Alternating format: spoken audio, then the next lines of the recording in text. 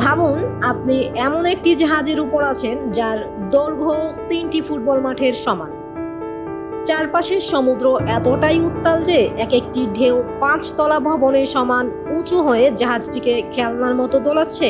বাইরে থেকে দেখলে মনে হবে এই বুঝি বিশাল ঢেউয়ের ধাক্কায় শত শত কন্টেইনার সহ হাজার হাজার টনের এই স্টিলের দানবটি সমুদ্রের তলদেশে তলিয়ে গেল। কিন্তু বাস্তবে বেশিরভাগ সময়ই এমনটা ঘটে না। প্রচন্ড ঝড়ের মধ্যেও জাহাজ কিভাবে নিজের ভারসাম্য ধরে রাখে?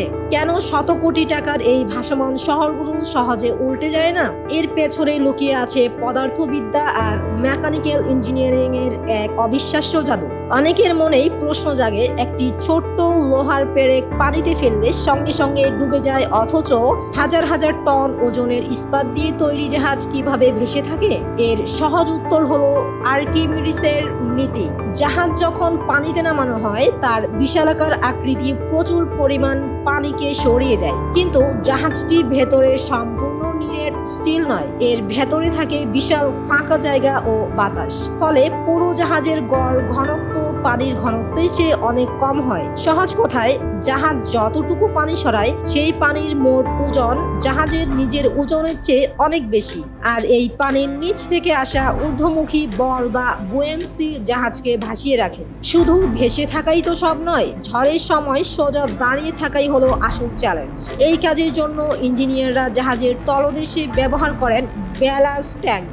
জাহাজ যখন খালি থাকে বা অল্প মাল বহন করে তখন এটি অতিরিক্ত হালকা হয়ে যেতে পারে। তাই ভারসাম্য ঠিক রাখতে সমুদ্রের পানি পাম্প করে জাহাজের তলদেশের এই গোপন ট্যাঙ্কগুলোতে ভরে দেওয়া হয়। এতে জাহাজের ভার কেন্দ্র বা সেন্টার অফ গ্র্যাভিটি একদম নিচে নেমে যায়।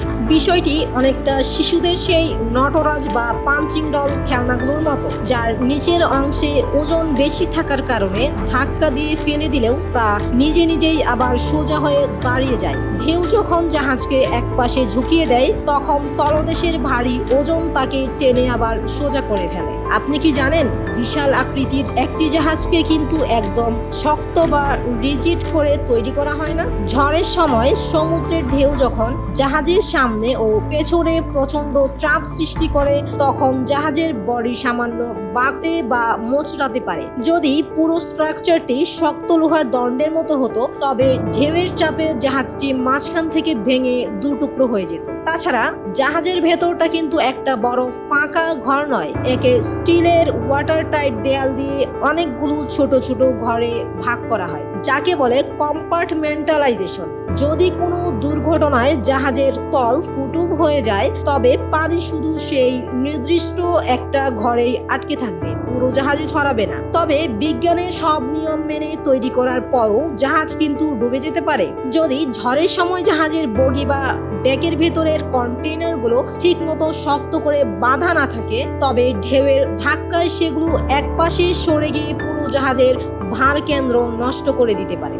যেমন ঘটেছিল 2015 সালে কার্গো শিপ এল ফারোর ক্ষেত্রে। একটি ভয়াবহ ক্যাটাগরি 4 হারিকেনের মুখে পড়ে ইঞ্জিন বিকল হওয়ায় এবং সময় মতো জাহাজের ব্যালাস্ট ও ভারসাম্য নিয়ন্ত্রণ করতে না পারায় বিশাল সেই জাহাজটি শেষ পর্যন্ত সমুদ্রের তলদেশে হারিয়ে যায়। তাই পরের বার যখন আপনি সমুদ্রে কোনো বিশাল জাহাজকে নিরাপদে ভেসে যেতে দেখবেন, মনে রাখবেন তা শুধু স্টিলের এক বিশাল কাঠামো নয়, তার প্রতিটি মিলিমিটার ডিজাইনের পেছনে কাজ করছে পদার্থবিদ্যা, মেকানিক্যাল গণিত আর শত বছরের মানবাভিজ্ঞতা। বিশাল সমুদ্রের বুকে এমন তুফানের মুখোমুখি হলে আপনার কেমন অনুভূতি হতো কমেন্টে আমাদের জানান। তানজিলা রহমান, বিপিসি বাংলা।